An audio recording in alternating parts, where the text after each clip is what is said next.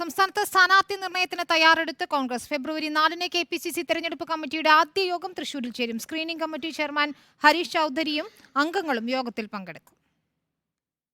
അതിവേഗത്തിൽ സ്ഥാനാർത്ഥി നിർണയം പൂർത്തിയാക്കാനാണ് കോൺഗ്രസ് നീക്കം. ചർച്ചകൾ വേഗത്തിലാക്കാനാണ് ചികിത്സ കഴിഞ്ഞ് തിരിച്ചെത്തിയതിന് പിന്നാലെ KPCC അധ്യക്ഷൻ K. സുധാകരൻ തെരഞ്ഞെടുപ്പ് കമ്മിറ്റി വിളിച്ചു ചേർത്തത്. 4-ന് തൃശൂരിൽ ചേരുന്ന യോഗത്തിൽ സാധ്യതാ പട്ടിക തയ്യാറാക്കും. പിന്നീട് വിജയസാധ്യത പരിശോധിച്ച് ഹൈക്കമാൻഡ് അന്തിമ പട്ടിക പ്രഖ്യാപിക്കും. നിലവിൽ ആലപ്പുഴ, കണ്ണൂർ മണ്ഡലങ്ങളിൽ മാത്രമാണ് സ്ഥാനാർത്ഥിയെ കണ്ടെത്താനുള്ളത്. സിറ്റിംഗ് MP-മാർ എല്ലാവരും മത്സരിക്കണമെന്നാണ് തീരുമാനം. KPCC അധ്യക്ഷൻ എന്ന നിലയിൽ K. സുധാകരന് മാത്രമാണ് ഇളവ്. നേരത്തെ മത്സരത്തിൽ നിന്നും പിന്മാറാൻ TN പ്രതാപൻ, K. മുരളീധരൻ എന്നിവർ നേതൃത്വത്തെ താൽപര്യം അറിയിച്ചിരുന്നു. സിറ്റിംഗ് MP-മാർ പിന്മാറുന്നത് പ്രവർത്തകരുടെ ആത്മവീര്യം തകർക്കുമെന്നായിരുന്നു വിലയിരുത്തൽ. പിന്മാറ്റം പരാജയ ഭീതി എന്ന് ചിത്രീകരിക്കപ്പെടാൻ സാധ്യതയുണ്ടെന്നും നേതൃത്വം കരുതുന്നു.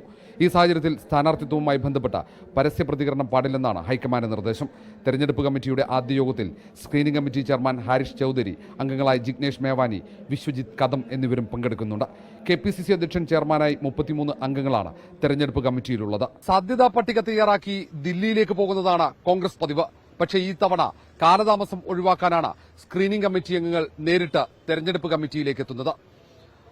സിറ്റിംഗ് MP-മാർ എല്ലാവരും മത്സരിക്കണമെന്ന് ഹൈക്കമാൻഡ് നിർദ്ദേശം നൽകുമ്പോഴും കനകോലുവിന്റെ സർവേ റിപ്പോർട്ട് സ്ഥാനാർത്ഥി നിർണയത്തിൽ നിർണായകമാകും. Reporter R. Roshipal, in reporter, Thiruvananthapuram.